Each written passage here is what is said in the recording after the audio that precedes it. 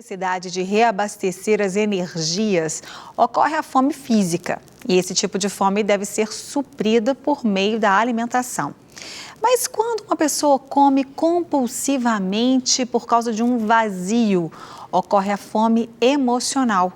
Mas como driblar a fome emocional? Como identificá-la de forma mais fácil e não tentar satisfazê-la e ir comendo compulsivamente sem parar?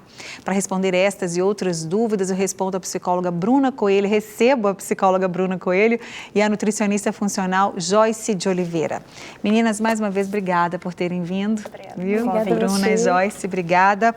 Então, realmente, as pessoas talvez nunca se aperceberam aí desses tipos diferentes de fome, né?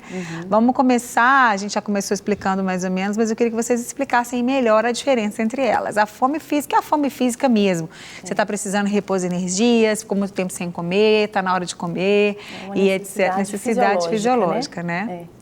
E a emocional, a pessoa está com um vazio de algum sentimento, uma falta de nutrição emocional, e aí ela vai querer descontar tudo na comida? Isso, às vezes ela, né, no decorrer do dia a dia, cada dia a gente percebe que as pessoas estão vivendo situações mais estressoras, então é como se ela, de alguma forma, através do alimento, lhe autoproporcionasse uma sensação de alívio, né? E se desse um presentinho, por exemplo, né? Vou comer esse chocolate porque eu mereço. Sempre é associado a algumas ideias de autocompensação. Eu mereço, eu preciso, né? Isso.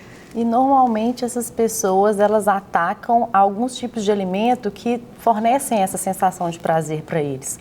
Né? Normalmente esses alimentos são doce, mais carboidrato, né?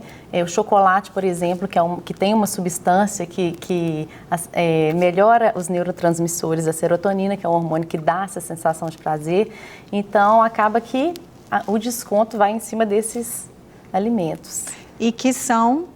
Talvez, a gente pode dizer que são os piores, mas não são os melhores, não deveria ser os alimentos mais procurados, né, Joyce? E acaba que a pessoa adquire um terceiro problema, que acaba que ela come demais, né? Aquela compulsão por aquele alimento, vai tornando ela mais compulsiva, mais ansiosa e um aumento de peso, que ocasiona esse aumento de peso, que é um terceiro problema para ela. É verdade. E outra coisa que aí vai virar só desligar aqui, vai virar aquele ciclo vicioso, né? Porque ela vai engordar, ela não quer engordar, de uma forma geral, né? Existem pessoas que querem engordar.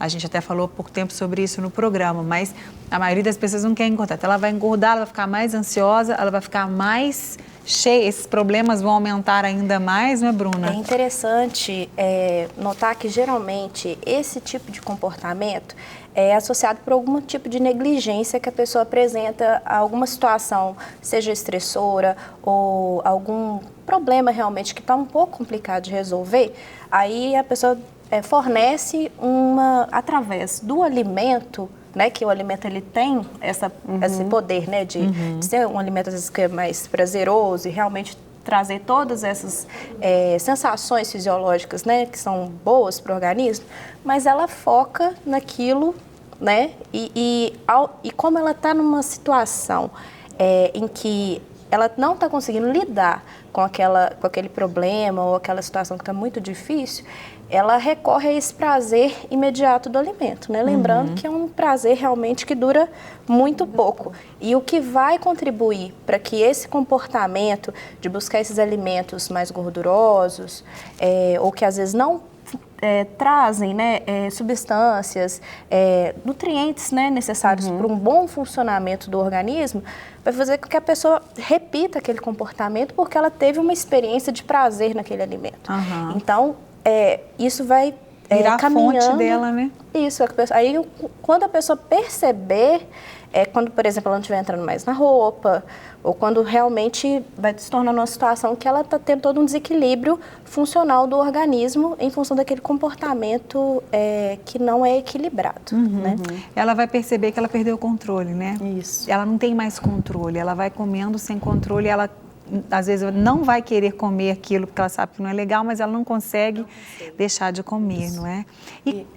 Não, pode falar, e depois já vou emendar para vocês a pergunta. Ela tem dificuldade até de fazer um plano alimentar. Né? Às vezes ela tem a persistência de tentar aquilo ali, mas a compulsão que ela tem ali gerada por deficiência de alguns micronutrientes, por uma alimentação errada, acaba fazendo com que ela não consiga progredir. Né? E ela se sente mais frustrada ainda. Culpada, vem tanto de sentimentos aí que vão só piorar, né? Como identificar as duas fomes? E quando a pessoa junta as duas fomes? Porque isso acontece, né? Ela tá com problemas emocionais, problemas para resolver, ela tá com a fome emocional, mas ela também tá com a fome física, tá na hora de comer, né? O organismo tá pedindo a fome, mas ela não vai se sentir saciada? Pode acontecer isso? Ela vai comer, o estômago está, digamos assim, cheio, mas psicologicamente ela não sente que ela já está satisfeita porque a emoção está junto ali. E como as pessoas que estão em casa podem identificar esses dois tipos de fome? É importante, num primeiro momento, né, perceber que todo o comportamento que se refere à alimentação, ele envolve, né, todos os sentidos, né, o olfato, o paladar, né.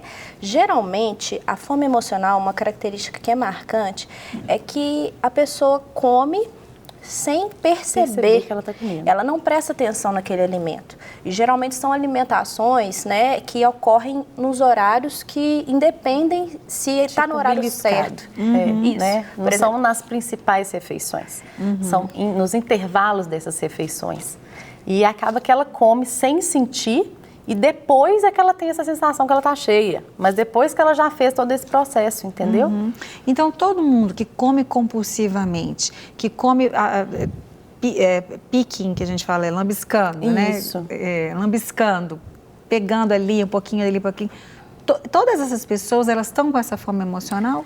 Ou tem outro tipo de distúrbio também, que pode ser confundido? É importante diferenciar o seguinte, as pessoas podem, como, né, eu disse anteriormente, está passando por um momento específico. Um exemplo, terminei com meu namorado, estou muito triste, igual a gente vê muito em filme americano. Vou entrar no sorvete. Uma lata de sorvete desse tamanho. Isso. E tem a grande questão é como esse hábito é construído, né? Quando você começa a repetir isso e sempre associar a ideias, exemplo, eu vou comer esse sorvete porque ele é bom, ele me dá uma sensação de conforto. Com o tempo, se você associar que toda a sensação de frustração, você, de alguma forma, vai resolver com aquele sorvete ou com aquele chocolatinho, isso vai se tornando um hábito. E, sem perceber, a pessoa vai sempre atrelar esse hábito, que é uma questão física, a uma ideia. E isso se fortalece. Aí, para você desconstruir isso, é um caminho mais longo. É verdade. E pode ser também que tem questões que a gente, né, no nosso país, questão de alimentação é muito afetiva, né, assim, comidinha da minha você mãe, vai comer. Vou você comer. está triste, você vai comer. Vamos fazer um churrasco. Você ganhou alguma coisa, você vai celebrar. Comendo. Então tem tudo essa questão cultural também. Né, por trás, que a gente tem que tomar cuidado. É verdade. No entanto, quando a pessoa ela consegue criar essa consciência de si, esse autocuidado, ela sabe o momento que... Ela sabe o que ela está comendo, a função daquele alimento para ela, e ela consegue saber, olha, agora eu estou satisfeita. É o que é diferente, por exemplo, né? Você tá na frente da televisão, aí coloca um tanto de quitutes assim, tá distraída. Então, você não está prestando atenção naquele ato da alimentação, que é uma necessidade básica, né? E o que a gente sempre coloca, né? Se você não consegue se autogerir numa necessidade básica, como que você vai fazer isso nos outros desafios que a vida apresenta, né? Inclusive para as pessoas próximas de você, as pessoas que você ama, né? Então, assim, o corpo, ele é um templo, né? Como tem até um texto que fala, né, que o corpo é como um templo. Então, assim, exatamente. Então, você tem que tratá-lo como sagrado. E isso envolve o equilíbrio, né? A homeostase, né? Em outro sentido. O alimento ele tem que ser visto como um fornecedor de energia para o organismo e não uma válvula para o prazer. Né? O alimento, ele tem a nossa necessidade de estar fisiológica mesmo, de estar nutrindo o nosso organismo. Então, ele tem que vir com essa consciência de nutrição, de bem-estar, de uma coisa que você está fazendo para melhorar a sua qualidade de vida. Né? E não juntar ele como uma coisa prazerosa apenas. Com certeza. Né? Até você, nutricionista funcional, o alimento funcional é esse, né? Aquele alimento que não só te enche, digamos assim, ou te satisfaz a fome, mata a sua fome, mas ele vai também trazer benefícios para o seu organismo, né? E a gente tem que mudar uma mentalidade toda, pessoas que vão comendo sem pensar o que estão comendo, independente da fome aí que a gente está falando agora, a questão de realmente saber, peraí, claro que de vez em quando a gente vai comer uma coisinha aqui, outra ali, que simplesmente dão prazer mesmo, não dão mais nada além disso, e talvez umas gordurinhas a mais, mas a gente pode se permitir isso de vez em quando, né? Não virando um hábito. Não virando um hábito. Para receber todas as novidades do canal, inscreva-se e se curtir o vídeo, clique em gostei. Aproveite para acompanhar a Rede Super nas redes sociais.